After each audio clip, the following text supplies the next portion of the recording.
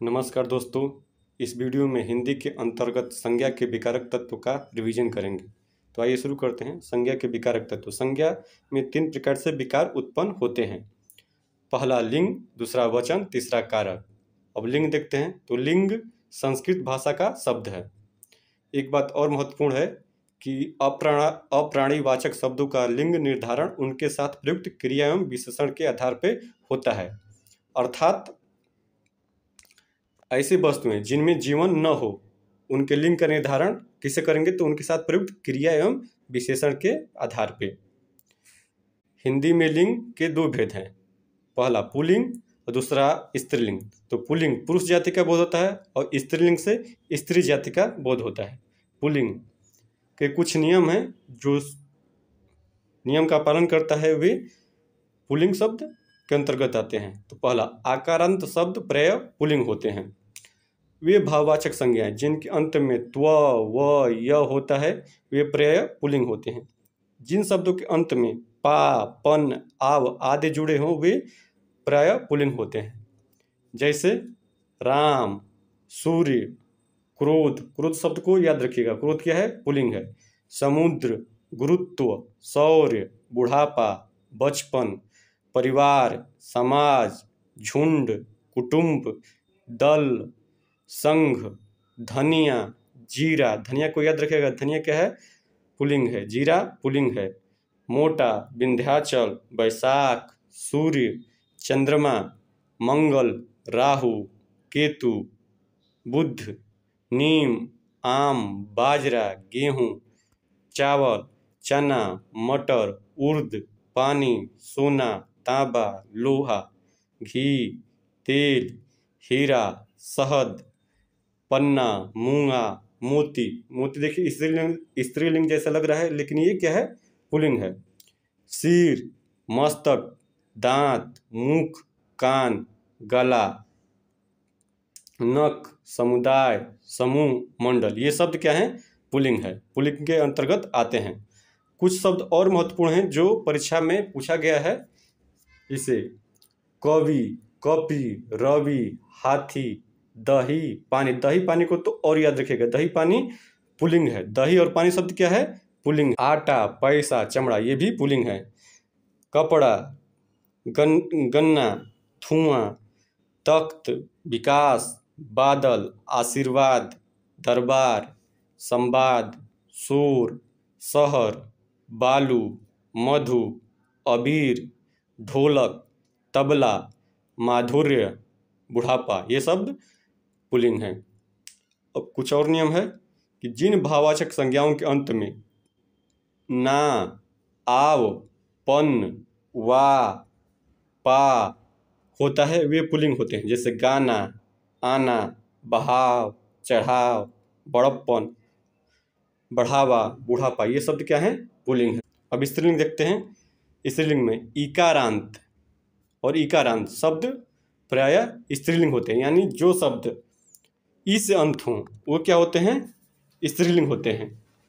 आई, या, आवट, आहट, ता, इमा, प्रत्यय वाले शब्द स्त्रीलिंग होते हैं। जैसे ईख, भूख, राख, आहट, चिकनाहट, बनावट, सजावट, रोटी, टोपी, नदी, बात, छत, बालू, सरसों, हिंदी, संस्कृत, प्रतिपदा, पूर्णिमा, समिति, सेना, फौज, पुलिस, जनता, सभा, भीड़, सरकार, टोली, मणि, चांदी, अरहर, मूंग, ज्वार, चाय, मिर्च, दाल, खीर, पकौड़ी, बात, पुस्तक, सड़क, सभा, लोकसभा, राज्यसभा इत्यादि शब्द क्या हैं? शब्द स्त्रीलिंग के अंतर्गत आते हैं।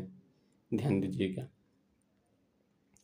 बंदूक, बारात, बर्फ, बाह, बारिश, बाढ़, बुद्धि, बैठक, बोतल ये शब्द भी स्त्रीलिंग के अंतर्गत आते हैं।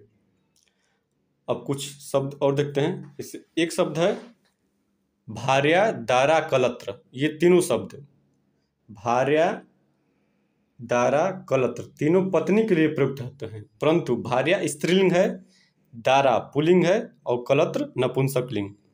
अब कुछ शब्द पुल्लिंग और स्त्रीलिंग देखते हैं। पुल्लिंग शब्द का स्त्रीलिंग क्या होगा?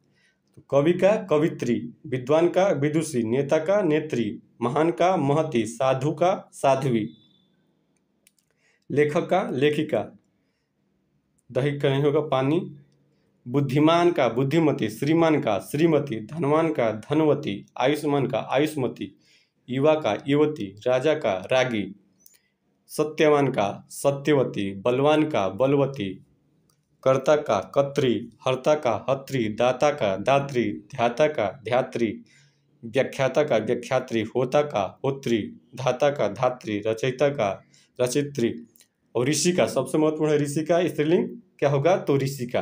ध्यान दीजिएगा वर्ण में, यानी कुछ वर्ण स्त्रीलिंग और कुछ वर्ण पुल्लिंग होते हैं। अब देखते हैं हर्स्व ई और दीर्घ ई, री, ए, आय के अतिरिक्त से सभी वर्ण पुल्लिंग होते हैं। शरीर के अंगों के नाम में देखते हैं सिर, माथा, कान, गाल, मुंह, दांत, कंधा, कंठ, ये शब्द पुल्लिंग होते हैं। लेकिन शरीर के अंगों में कुछ अपवाद स्वरूप हैं जो स्त्रीलिंग होते हैं। कौन कौन स्त्रीलिंग होते हैं? तो नाक, जीभ, उंगली, एड़ी, चोटी, जांघ, आंख, पुतली, कलाई, भौं, ठुड्डी, नस, खाल, ये सब स्त्रीलिंग होते हैं। आभूषण के अंतर्गत तो आभूषण में कंगना, कड़ा, कुंडल, गजरा, झूमर, ये सब पुल्लिंग होते हैं। और स्त्रीलिंग कौन कौन होते हैं? तो पायल, माला, अंगूठी, ये आभूषण स्त्रीलिंग होते हैं।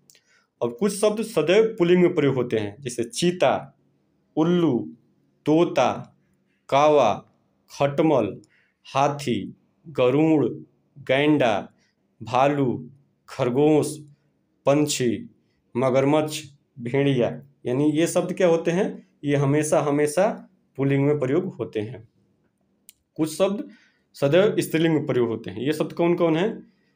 तो मैना, मक्खी, कोयल, चील, गौरैया, गिलहरी, चींटी, दीमक, चील, छिपकली, मकड़ी, मछली, ये शब्द स्त्रीलिंग में प्रयोग होते हैं, सदैव स्त्रीलिंग में प्रयोग होते हैं। अच्छा, कुछ और महत्वपूर्ण चीज देख रहे हैं कि क्रिया के महत्वपूर्ण चीज ये है कि क्वेश्चन आया हुआ है, तो क्रिया के किस रूप में कर्ता के अनुसार लिंग परिवर्तन नहीं होता है, ये प्रश्न है। तो इसका उत्तर होगा भूतकालिक के रूप में। यानी एक बार और इसको सुनिए, यह है प्रश्न कि क्रिया के किस रूप में कर्ता के अनुसार लिंग परिवर्तन नहीं होता है, तो इसका आंसर होगा भूतकालिक रूप में। भूतकालिक रूप में कर्ता के अनुसार लिंग परिवर्तन नहीं होता है। अच्छा, लिंग का निर्धारण किसके आधार पे होता है? तो लिंग का निर्धारण क्रिया के आधार पे होता है। ये लिंग से महत्वपूर्ण कुछ बातें रहें, अच्छा लगेगा। धन्यवाद।